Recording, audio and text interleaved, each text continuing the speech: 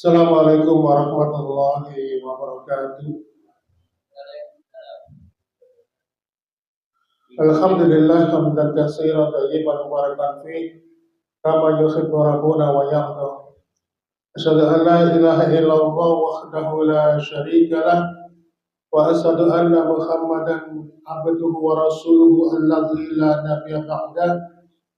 Allahumma shalli wa sallim wa barik ala Muhammadin wa ala alihi wa ashabihi wa man tabi'ahum bi ihsan ila yaumiddin. Fa ya ibadallah usikum wa nafsi bitaqwa wa faqad fazal muttaqun. Qala ta'ala fi kitabil karim, a'udzu billahi as-sami'il 'alim minas syaitonir rajim. Ya ayyuhalladzina amanu taqullaha haqqa tuqatih wa la tamutunna illa wa antum muslimun. Alhamdulillah, senantiasa kita bersyukur kepada Allah Subhanahu wa taala yang memberikan berbagai macam limpahan rahmat, hidayah, inayah, serta taufiknya kepada kita sekalian. Seandainya kalau dibahas apa hidayah itu, apa rahmat itu, apa taufik itu, tidak cukup waktunya, Pak. Maka kita akan fokus pembahasan kita pada malam hari ini berkaitan dengan hal bagaimana kita mempersiapkan amal ibadah kita di dalam bulan Ramadan. Jamaah sekalian, tapi sebelumnya kita harus senantiasa menanamkan pemahaman kepada diri kita bahwa ketika kita ini diberikan oleh Allah, diberikan kesenangan, diberikan kecenderungan senang melakukan ibadah, senang ngaji, senang kumpul-kumpul di masjid atau mushola, senang sholat berjamaah, maka yakinilah bahwa itu salah satu bentuk tanda cinta kasih sayangnya Allah kepada kita. Karena terbukti tidak semua hamba-hamba Allah mendapatkan demikian. Bahkan bagi orang-orang yang tidak pernah seperti kita, mereka menganggap kok gak duwe penggawean, kok ngaji ya.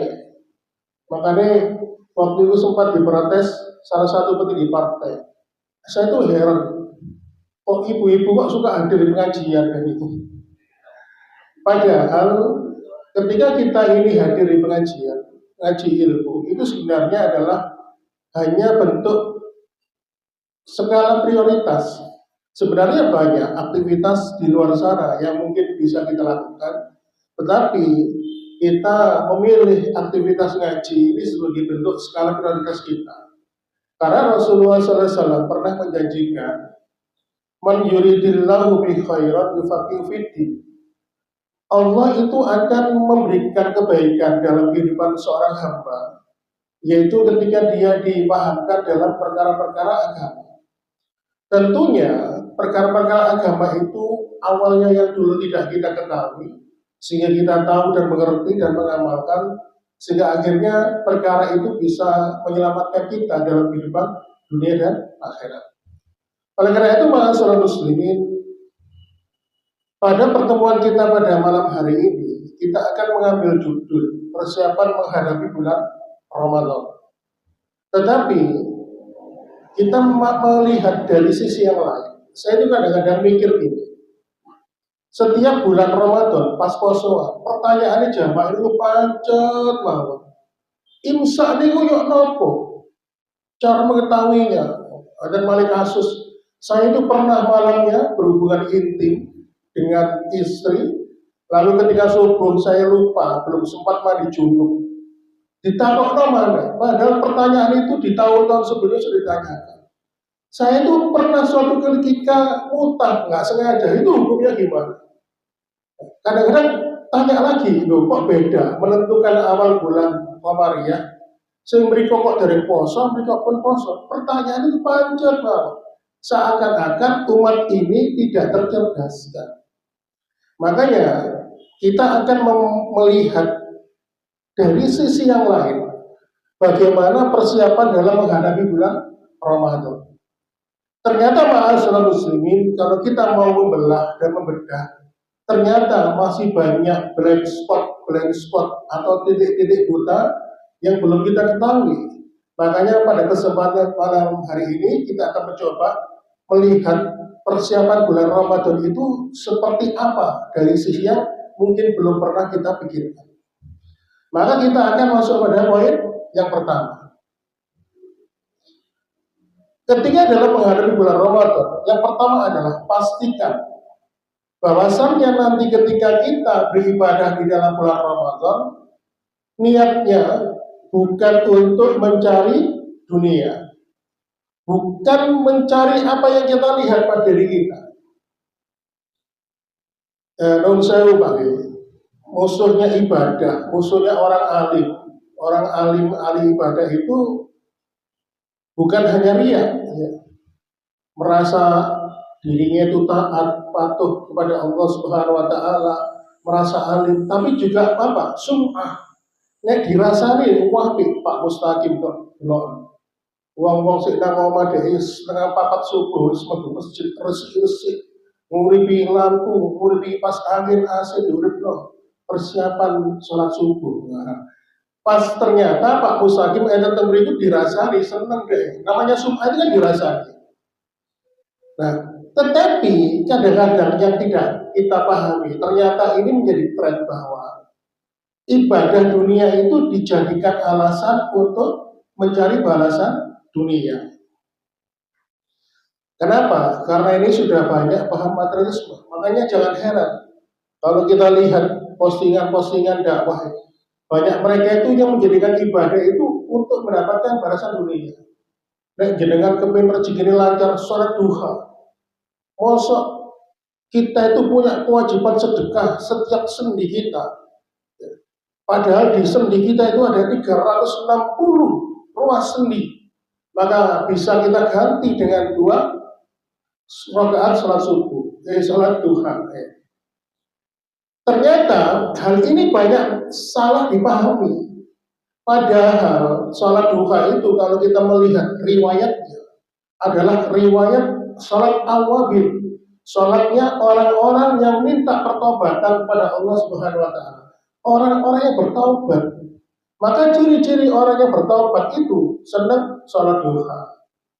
Tapi dipahami salah untuk mendapatkan rezeki dunia. Sholat duha.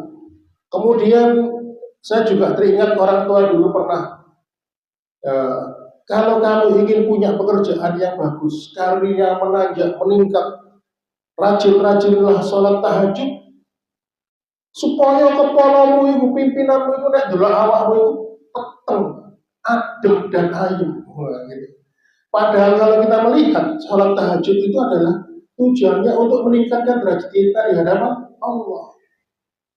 Ya. Terus kemudian saya pernah lewat di salah satu desa di Kecamatan Bangsal.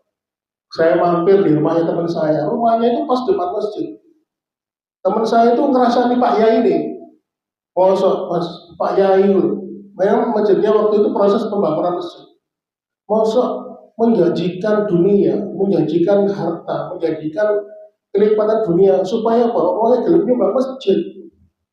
Ternyata yang digembor-gemborkan, yang dijanjikan itu kok nggak kesampaian, banyak yang kecewa.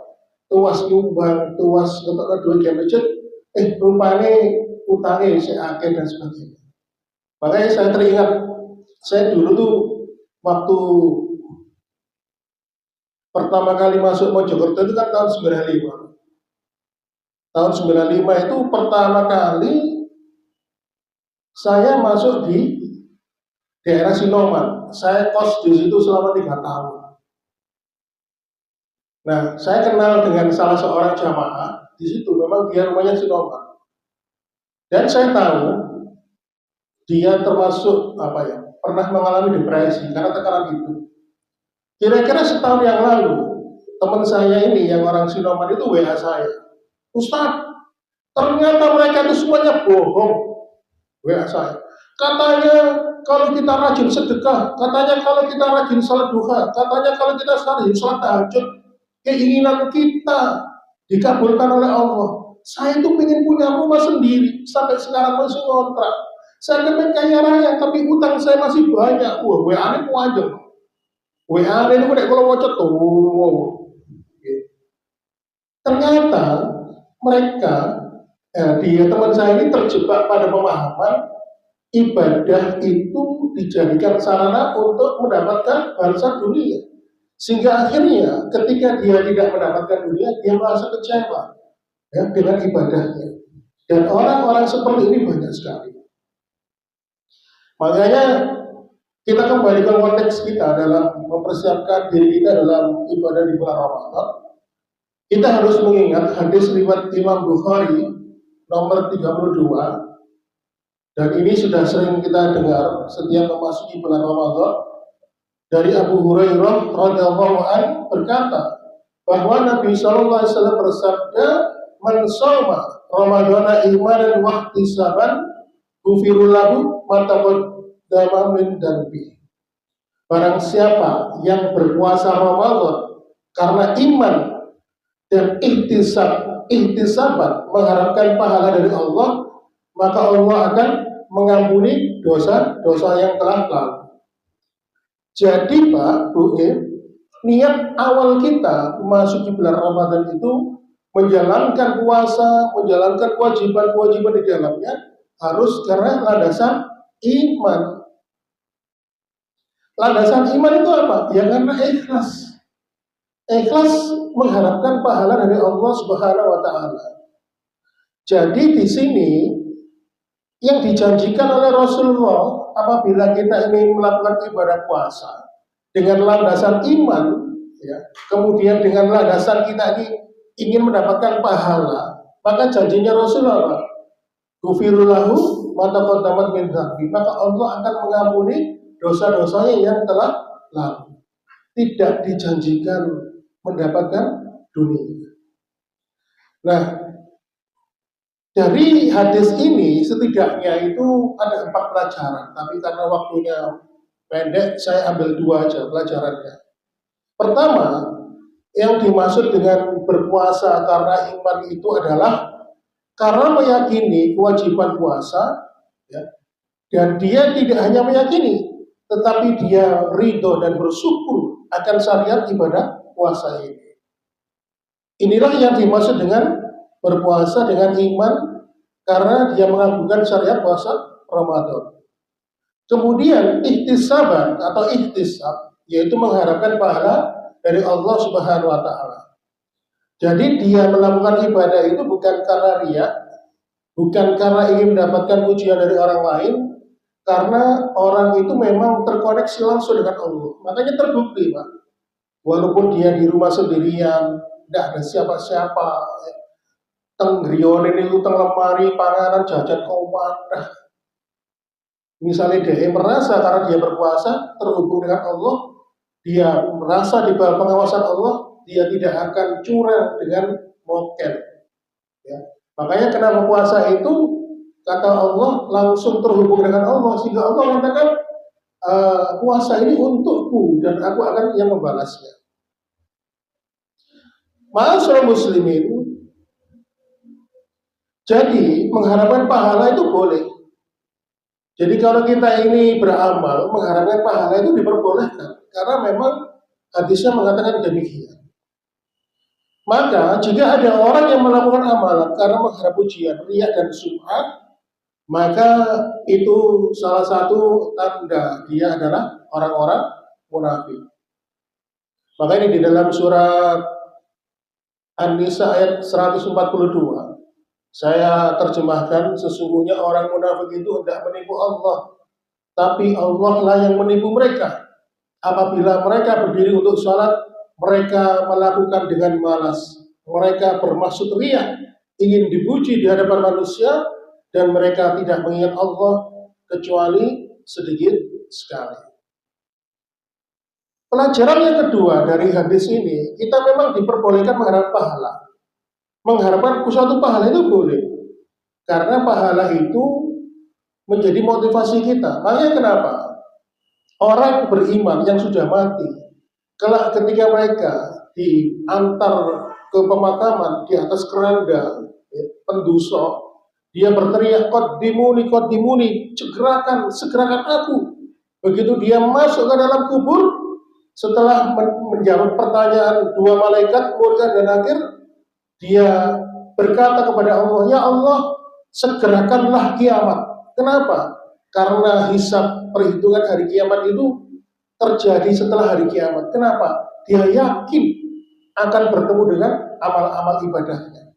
Makanya orang-orang beriman yang dalam kehidupan dunia berusaha mencari pahala karena Allah, nanti ketika dia mati, dia akan rindu dengan amal-amal ibadahnya. Makanya kalau kita menetapkan ibadah puasa ini karena iman, maka kita harus berikrar, ya Allah, Ramadan ini adalah untukmu ya Allah.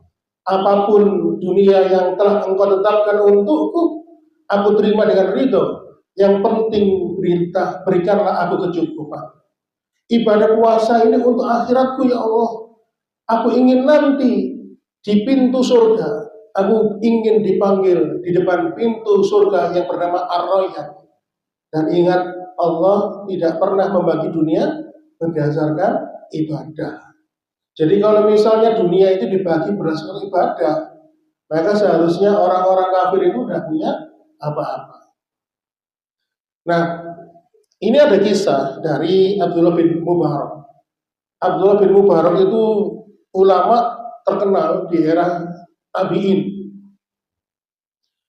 Abdullah bin Mubarak itu suka mengambil ilmu dari para sahabat. Suatu ketika Abdullah bin Mubarak itu suka ngamati. Ternyata sahabat itu ketika membaca Al-Quran akan menangis ketika membaca surat Hud ayat 15 dan 16. Apa bunyi dari ayat itu?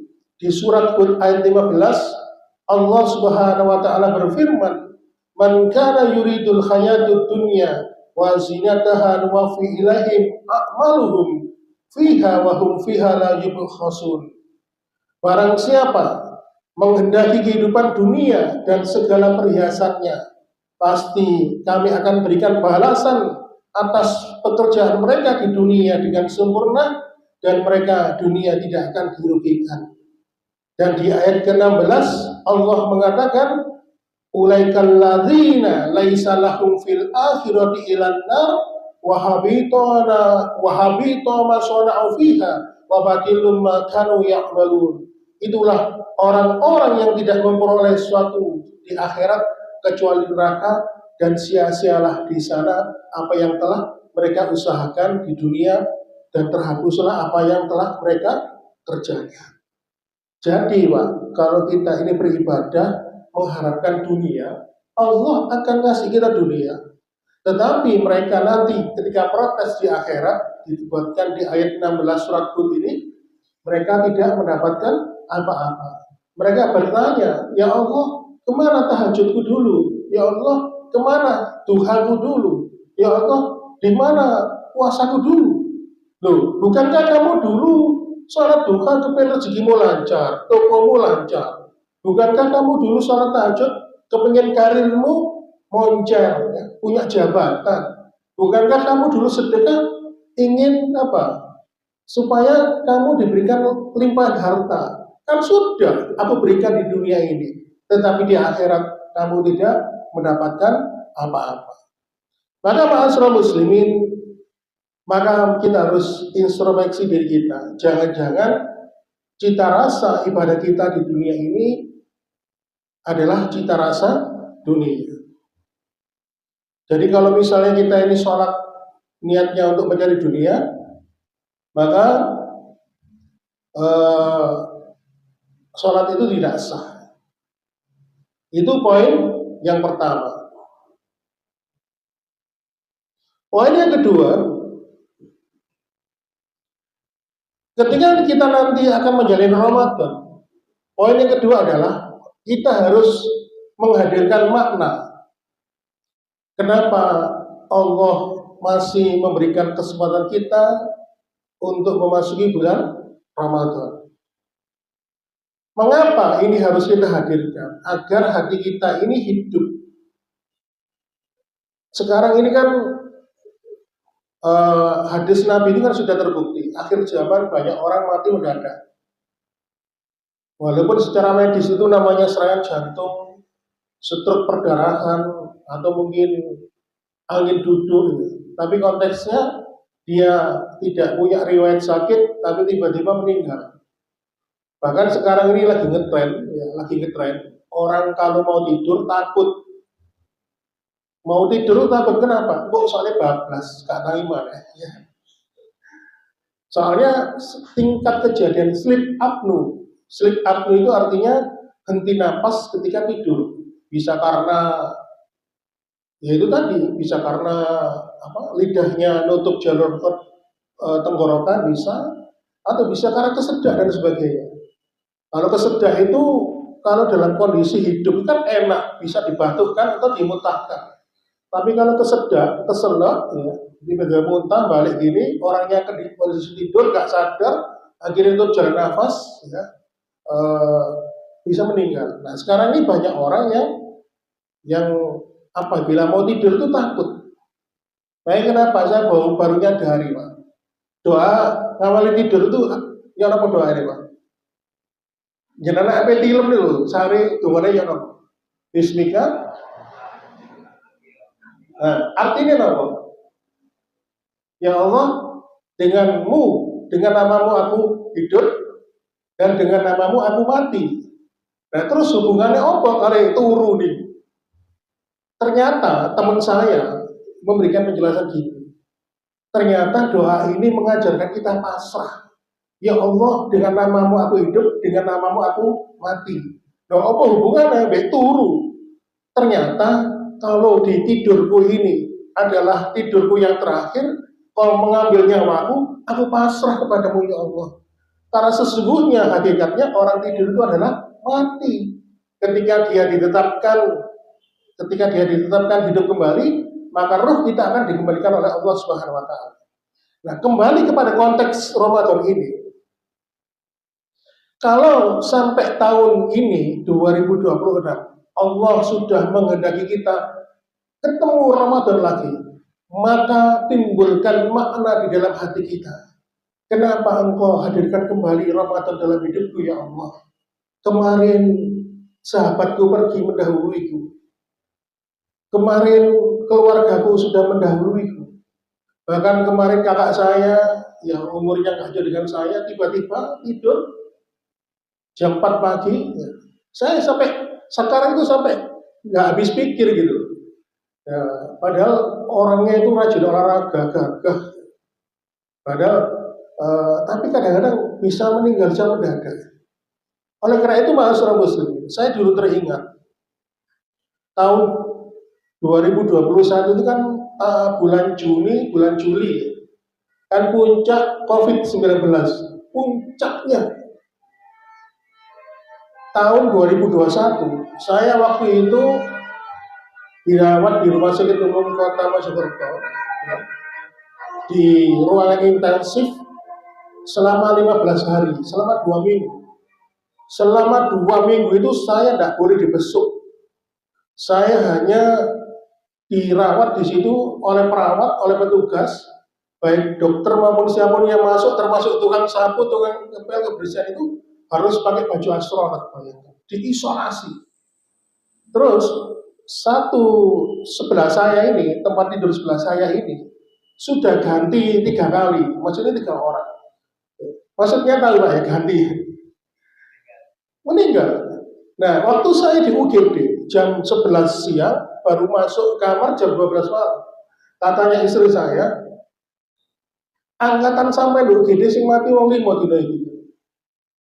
Nah, selama saya menjalani perawatan itu di puncak masa Covid itu saya halusinasi. Wah ketemu bapak saya sudah meninggal, ketemu orang-orang sudah meninggal dunia. Mereka itu kepengen aja, saya melak aku, halusinasi. Wah, bayangkan sampai tempat tidur yang panjang gitu rasanya menyempit dan sebagainya. Tetapi akhirnya di situ saya menyadari, ya Allah, kenapa engkau masih berikan kesempatan aku hidup kembali? Sampai teman saya ngomong, makanya awakmu nyawa saringan notot. Berarti kau itu orang yang dipilih. Artinya apa?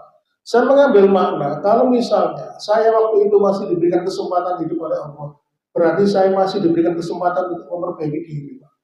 Soalnya namanya hidup manusia itu kan memang butuh peristiwa untuk merenung. Dari hasil perenungan itu untuk memperbaiki diri. Maka sekarang ini ketika kita dikehendaki oleh Allah masuk bulan Ramadan, maka kita harus memberikan makna agar bulan Ramadan ini mampu menjadi bulan Ramadan yang terbaik dalam hidup kita. Dan jadikanlah bulan Ramadan ini kita anggap sebagai bulan Ramadan yang terakhir untuk kita. Kenapa? Supaya ketika kita nanti menjalani bulan Ramadan, kita ini mempunyai semangat tekad untuk senantiasa menyempurnakan ibadah di dalam bulan Ramadan. Oleh karena itu, ma'asyiral muslimin, coba dengan amati.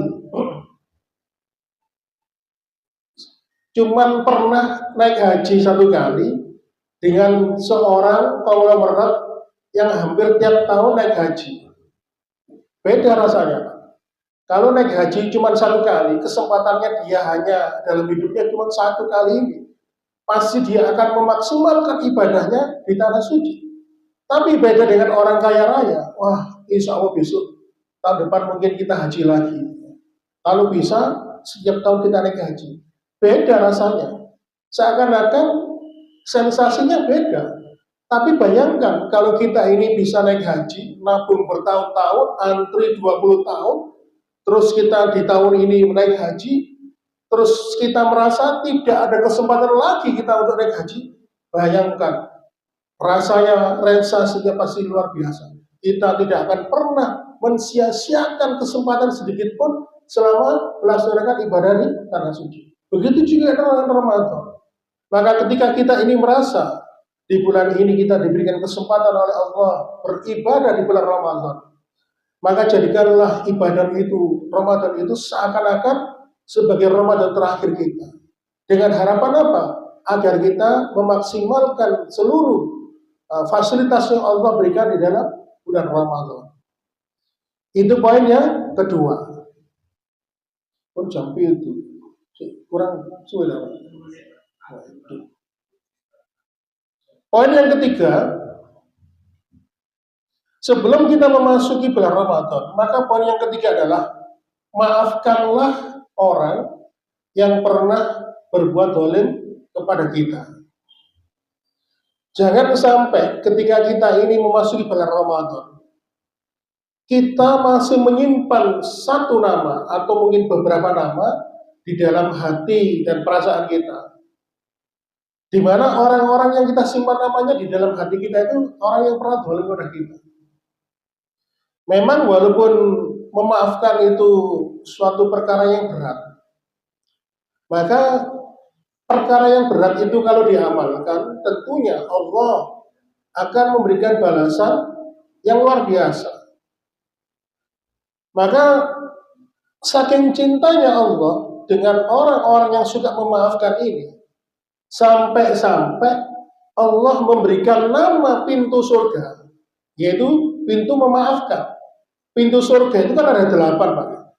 Ada pintu puasa, pintu sholat, pintu jihad, pintu sedekah, kemudian pintu ridho, pintu taubat, ada pintu aiman. Apa pintu aiman?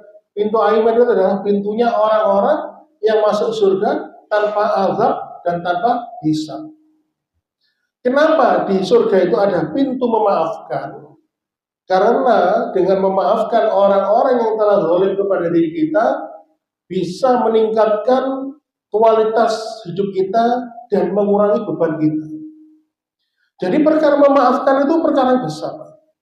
Apalagi kalau yang bersangkutan, yang zalim kepada diri kita ini belum sempat minta maaf. Tetapi kita sudah memaafkannya terlebih dahulu. Makanya nanti ketika manusia dikumpulkan di padang mahsyar, ada malaikat yang berseru, "Man ajruhu 'ala Allah." Hai manusia, siapa yang pahalanya langsung akan diberikan oleh Allah? Maka orang-orang yang dulu dalam kehidupan dunia pernah memaafkan kesalahan orang lain tanpa menunggu orang itu minta maaf, maka mereka akan diberikan ganjaran oleh Allah. Pertama, balasan pahalanya akan diberikan langsung oleh Allah. Dan balasan pahala itu bighairi hisab, tidak ada batasnya. Makanya kenapa hal ini diabadikan oleh Allah di dalam surat Asy-Syura, surat ke-40 di ayat yang surat ke-42, surat Asy-Syura surat ke-42 ayat ke-40. Allah Subhanahu wa taala berfirman, "Faman 'afa wa aslaha fa ajruhu 'ala Allah, innahu la yuhibbuz zalimin." Barang siapa yang memaafkan dan berbuat baik, yaitu kepada orang yang telah zalim, maka pahalanya dari Allah. Sungguh dia tidak menyukai orang-orang yang zalim. Makanya kalau kita ini pernah dapat kesempatan dizalimi orang lain, mungkin nama kita ini dijelek-jelekan, ya, kehormatan kita dihujat, ya, atau mungkin kita ini pernah menjadi korban fitnah, ya. Maka kalau kita ini ingin mendapatkan balasan pahala langsung dari Allah dan kita mendapatkan pintu surga dari pintu memaafkan, maka inilah ladang amal untuk kita.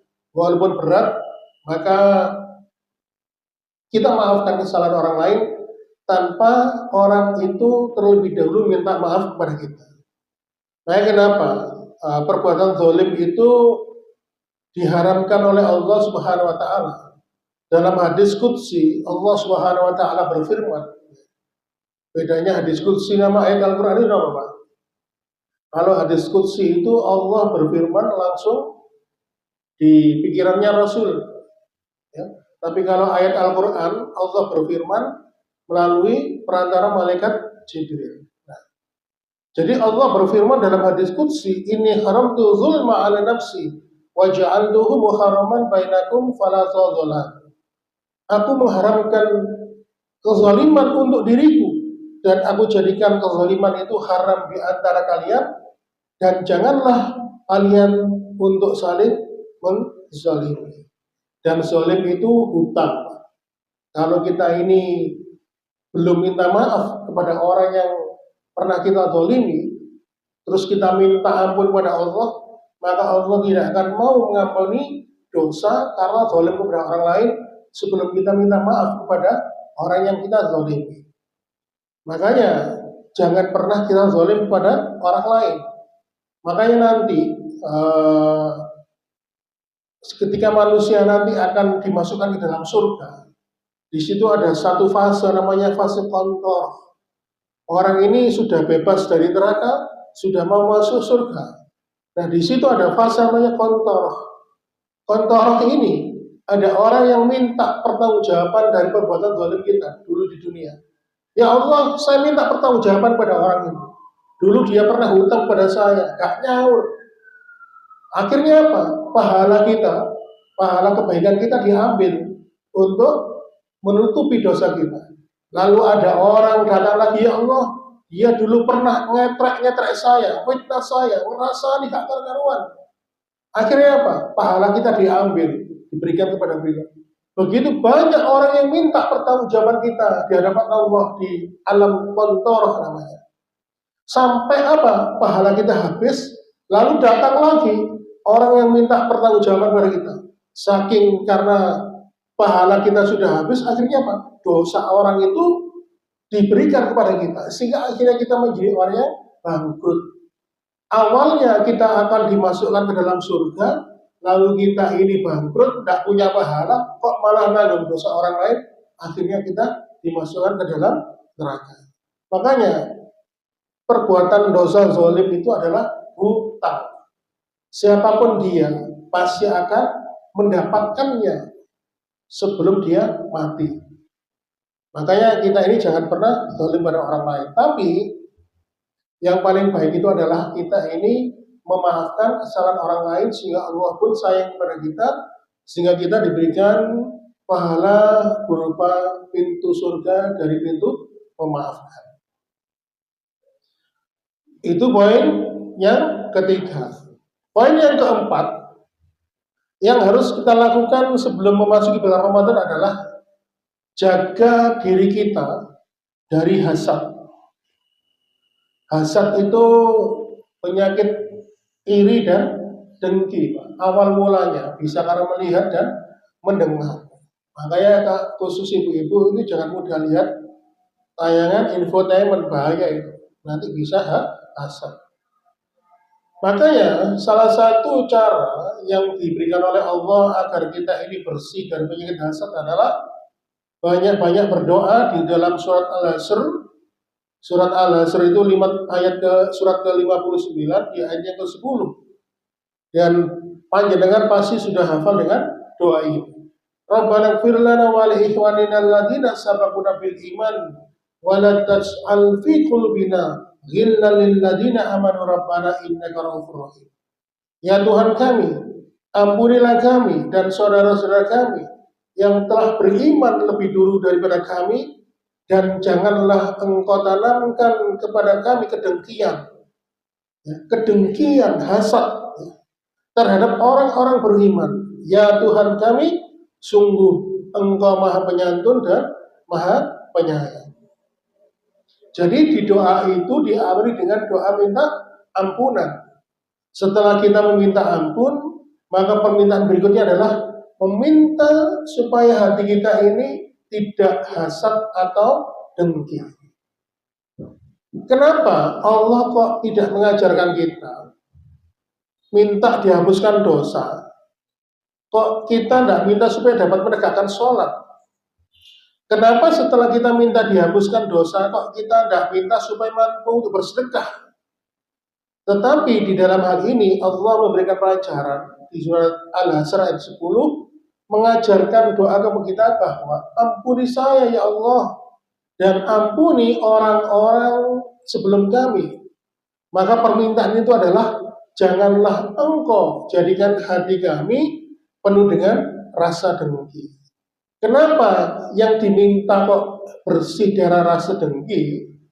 Maka para ulama di sini menerangkan karena tidak ada dosa yang paling banyak dilakukan oleh manusia kecuali dosa dengki. Makanya kita dapatkan ghil itu hasad atau dengki itu tidak hanya dosa besar, tapi dosa dengki, hasad itu bisa menghapuskan pahala. Nah, ternyata perbuatan dosa itu ada yang menghapuskan pahala, ada perbuatan dosa yang tidak menghapuskan pahala. Membunuh tidak menghapuskan pahala. Kemudian berzina tidak menghapuskan pahala. Mencuri tidak menghapuskan pahala. Dosa ghibah, rasani menghapuskan pahala. Dengki atau hasad menghapuskan pahala. Makanya secara gamblang Rasulullah itu pernah menyampaikan dalam sebuah hadis, iyyakum wal hasad fa inal hasada yaqulul hasanat kama anal khatab yaquluna kama amana anan-nar yaqulul khatab. Jauhilah kamu dari hasad. Sesungguhnya hasad itu menghapuskan kebaikan yang kamu lakukan sebagaimana api bisa membakar kayu bakar. Jadi yang mengerikan dari dosa hasad itu adalah dosa hasad itu bisa menghapuskan pahala kebaikan kita. Berzina memang dosa besar, tapi tidak menghapuskan kebaikan. Riba dosa besar, tapi tidak menghapuskan kebaikan. Minum khamr masuk dalam golongan dosa besar, tetapi tidak menghapuskan pahala kita. Mencuri, membunuh, dan sebagainya tidak menghapuskan pahala. Tetapi hasad itu juga dosa besar, tapi bisa menghapuskan pahala kebaikan kita. Hal ini menunjukkan kepada kita bahwa betapa besar kerusakan yang ditimbulkan oleh hasad. Oleh karena itu, ma'asyiral muslimin, dulu pernah saya menyampaikan di sini dan di beberapa tempat yang lain, ada seseorang yang dijamin masuk surga, dijamin selama 3 hari berturut-turut oleh Rasul. Rasul mengatakan, yadlaq fikum rajulun min ahlil jannah. Sebentar lagi akan datang laki-laki calon penghuni surga. Hari pertama Rasul mengatakan begitu, hari kedua sampai hari ketiga mengatakan, ini loh calon penghuni surga. Lalu singkat cerita, Laki-laki ini didatangi putranya Amr bin As menginap di rumahnya, ternyata dia tidak banyak melakukan amalan-amalan sunnah. Lalu dia bertanya, apa yang kamu lakukan? Sehingga Rasul mengatakan kamu ini calon penghuni surga.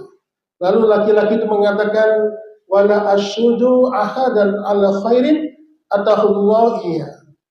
Aku itu tidak pernah punya hasad. Aku tidak pernah punya kebencian kepada saudaraku yang diberikan oleh Allah untuk dirinya. Dan saya berprasangka baik dengan nikmat-nikmat yang dia diberikan oleh Allah.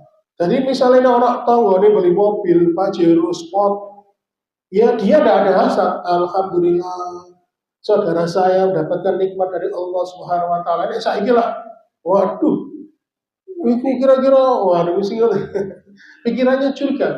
Berarti jenengan punya tetangga, terus jenengan curiga Pak. Waduh, oleh duit itu kan ya, berarti awal mula hasad. Hati-hati Pak. Nah, terus laki-laki mengatakan, di samping itu saya memaafkan dosa kesalahan orang yang telah berbuat zalim kepada diri saya tanpa menunggu dia minta maaf. Sehingga akhirnya apa? Ketika laki-laki ini membersihkan hatinya dari sifat hasad, dia berusaha melapangkan dirinya, hatinya dari kezaliman orang lain. Inilah sehingga dia akhirnya dicatat oleh Allah sebagai seorang penghuni surga. Makanya saya teringat Mbah Maimun Zubair, salah seorang ulama yang kondang dari Rembang, yang akhirnya beliau dimakamkan di Mekah. Beliau itu mengambil dari hadis ini, awakmu gak kuat poso ya gak apa-apa, puasa masih wajib ae. Awakmu gak kuat sembahyang bengi ya gak apa-apa, sing wajib-wajib ae. Gak duwe duit ya gak sedekah. Sing penting atimu resik, ora duwe perasaan benci marang wong liya. Artinya apa? Kalau kita ini seperti sahabat ini ya ndak ngelakoni sholat duha, ya ndak ngelakoni sholat tahajud, hanya melakukan yang wajib-wajib saja, tetapi dengan menjaga hati itu tetap bersih, terhindar dari hasad, terhindar dari sikap benci, dan mudah lapang hati memaafkan kesalahan orang lain. Dengan hati yang bersih itu bisa menjadi sebab kita dimasukkan surga oleh Allah Subhanahu wa Ta'ala. Itu poin yang keempat. Kemudian poin yang kelima, ketika kita nanti memasuki bulan Ramadan, maka kalau kita ini dikehendaki oleh Allah mampu melaksanakan ibadah bulan Ramadan di dalamnya, maka yang poin kelima ini, jangan sombong, jangan merasa jumawah. Lihatlah orang-orang itu, orang-orang zindik. Orang zindik itu apa, Pak? Orang zindik itu orang yang menampakkan kekufurannya di hadapan khalayak. Wayai posoan kok rokokan. Tengok-tengok warung nang warung kopi, ya. Wayai wong sembahyang Jumatan, dek kok tambah tengok-tengok apa kira begitu, menampakkan kekufuran itu namanya zindik. Nah, kadang-kadang kita itu melihat mereka merasa, doloan wong itu terus calon penghuni neraka itu mesti kok berbuat neraka. Nah, kadang-kadang orang alim itu begitu. Nah, ketika nanti kita masuk bulan Ramadan, jangan pernah sombong. Jangan pernah sombong.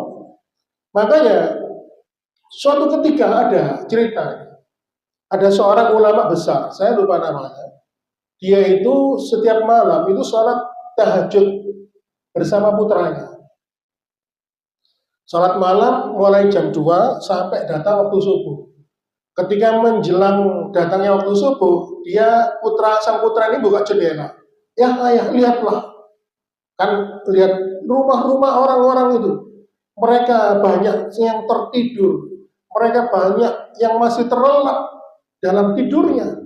Sedangkan kita malam ini bermunajat kepada Allah Subhanahu wa Ta'ala. Lalu ulama itu negur putranya, "Nak, jangan gitu, nggak boleh. Itu namanya sombong.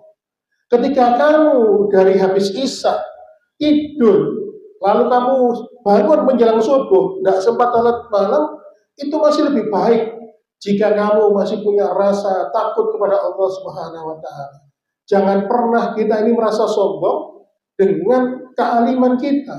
Justru kita ini harus bersyukur ketika kita ini dikehendaki oleh Allah menjadi hamba-hamba yang disibukkan dalam perkara ketaatan, perkara ibadah. Kita harus bersyukur kepada Allah Subhanahu wa taala. Dan kita harus apa? Jangan pernah membatasi pergaulan, Pak. Makanya kalau saya di Benteng itu, Pak, kadang-kadang orang itu kan heran sama saya. Sama lagi, ya orang masjid, ya orang warung kopi. Jadi kadang-kadang kalau habis dari masjid saya mampir ke warung kopi. Orang-orang tidak sholat saya hampiri. Saya datang guyon-guyon di situ. Seakan-akan kita tidak membatasi diri, tidak membatasi pergaulan. Kadang-kadang menurut saya, gara-gara saya ke masjid, dolok apa gak sembahyang gak nyopo, Pak. Dan itu tidak boleh. Makanya kita harus memahami bahwa segala sesuatu adalah karunia dari Allah Subhanahu wa taala. Pun bisa kita. Beda tentang tangan itu yang didiskusikan monggo. Ya sepak tinggal biasanya.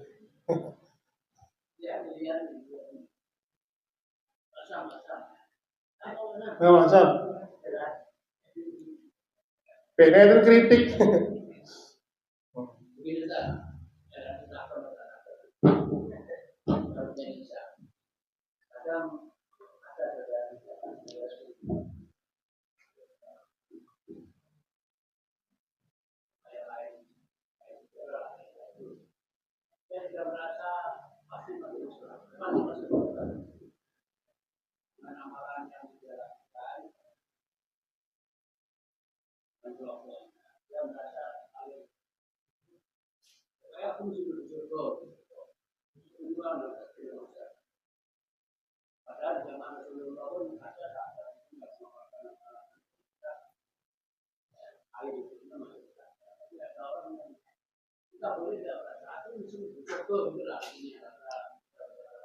Artinya meremehkan orang lain, misalnya orang itu gak benar diremehkan, masuk dia.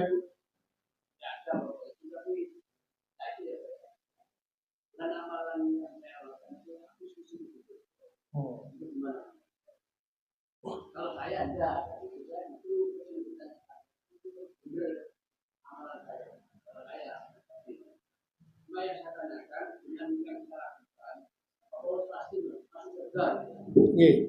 jadi pada poin yang pertama tadi kan kita bahas Pak ya, tentang hadis, tentang puasa, tentang ihtisaban, mengharapkan pahala. Jadi kalau ada orang beramal soleh, beramal ibadah, dia mengharapkan pahala dari Allah Subhanahu wa taala, ya. Dan dengan pahala itu menjadi sebab dia masuk surga, maka hal ini diperbolehkan, Pak. Karena Rasulullah itu setiap habis sholat subuh itu kan melakukan istilahnya itu gini, bertanya kepada para sahabat, siapa di antara kalian yang hari ini sudah sedekah? Siapa di antara kalian yang hari ini yang sudah sholat tahajud? Mereka berlomba-lomba, ngangkat tangan, ngajung, saya Rasul, saya Rasul.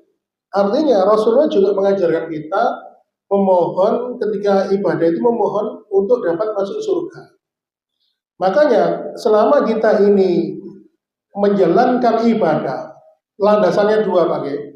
Syarat masuk surga itu landasannya dua. Pertama, kita ini punya ikhlas kepada Allah Subhanahu wa taala, mengharapkan pahala itu hanya kepada Allah.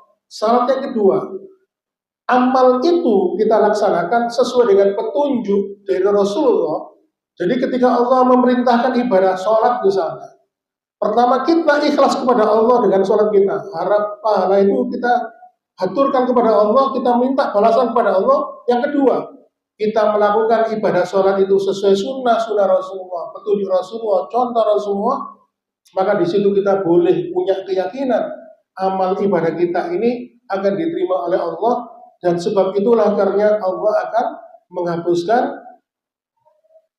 akhirnya Allah akan menjadikan kita menjadi penduduk surga. Karena dalam sebuah riwayat, ya, Nanti itu akan dibedakan penduduk surga itu karena amal ibadahnya.